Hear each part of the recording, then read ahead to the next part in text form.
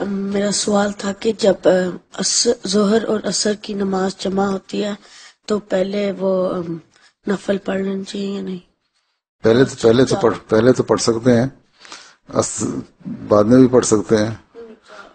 سنتیں پڑھنی چاہیے پہلے. سنتیں پہلے 4 سنتیں پڑھتے ہیں نا پہلے. جب جمع ہوتی ہیں پھر تو نہیں پڑھ سکتے، نفل پڑھ سکتے ہو.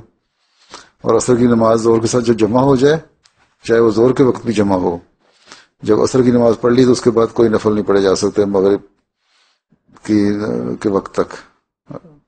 ٹھیک ہے، مغرب کی اذان ہو جائے گی پھر نفل پڑھو. ٹھیک ہے، اگر جمع ہو رہی ہے پھر اس زور نمازوں سے پہلے تو نفل پڑھ سکتے ہو اور نماز کے بعد نہیں پڑھ سکتے. لیکن جمع جب نہیں ہو رہی تو پھر زور اور عصر کے درمیان بھی پڑھ سکتے ہو. عصر سے لے کے مغرب تک نہیں پڑھ سکتے.